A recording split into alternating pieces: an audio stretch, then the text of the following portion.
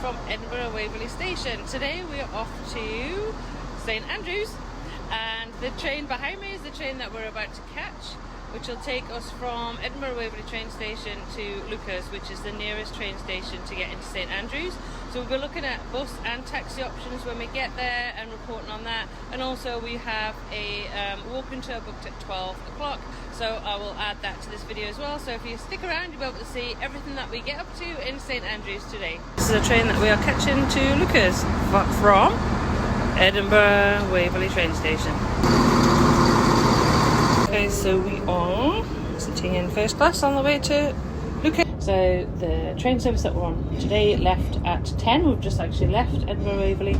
It takes about an hour and 10 minutes to get to Leuchars, and this one is a stopper, so it stops at all the train stations in between. The fastest is just over an hour. Okay, so as Doug said, the fastest is just over an hour from Edinburgh Waverley to Leuchars.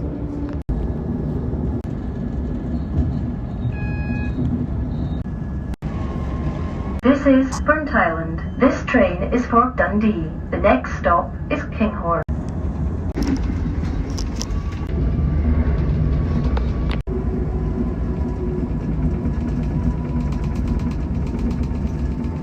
We are now approaching Cooper. Please mind the gap when alighting from this train. Right, so we've arrived at Leuchars, and we're going to look at bus and taxi options. There seem to be lots and lots of taxis, which is good because we've got a turn to pick up at 12. At the bottom of the stairs you can see the different bus times. We jumped on the bus and apparently it takes 8 minutes. Or 11 minutes. Not very far anyway to get into St Andrews bus station from Leuchars train station. Yeah, and it costs £4.30 each. And I was able to pay with contactless.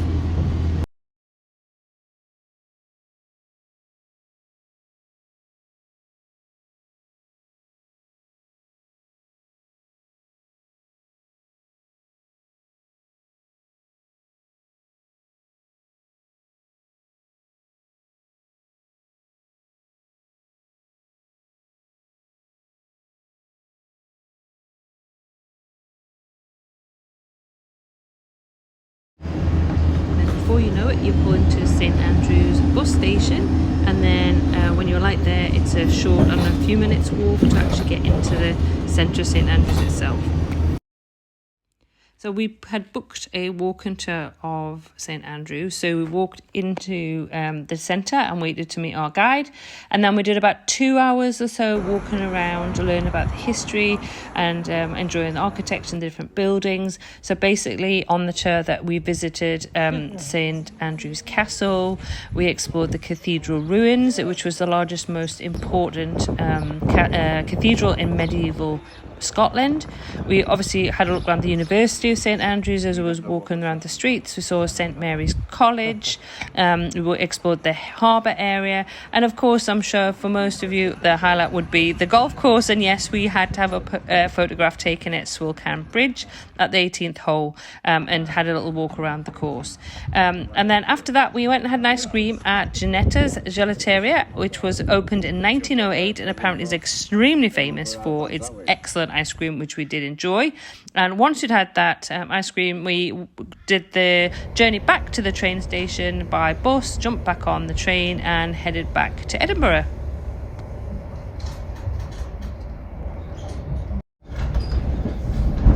So all in all, I'd say if you're planning this day trip from Edinburgh, it's actually incredibly easy. There are multiple trains throughout the day leaving from Edinburgh Waverley to Leuchars. Outside Leuchars train station you can get the bus very easily. There are taxis also there if you prefer a taxi, but it was really easy without any problems to do the bus. Also, just to say, on the way back and on the way there you will cross over the very, very famous bridge going over to across the Firth of Forth, called obviously the Forth Railway Bridge, and obviously you'll be going over that in the train, so do enjoy that, the great views as you go over, and enjoy the trip. It's a really lovely train trip journey there and back to Leuchars from Edinburgh. But all in all, definitely an excellent day trip. Whether you're into golf or not, St Andrews is definitely a great day trip from Edinburgh. Head over to our website uktravelplanning.com for more information about this and other day trips from Edinburgh.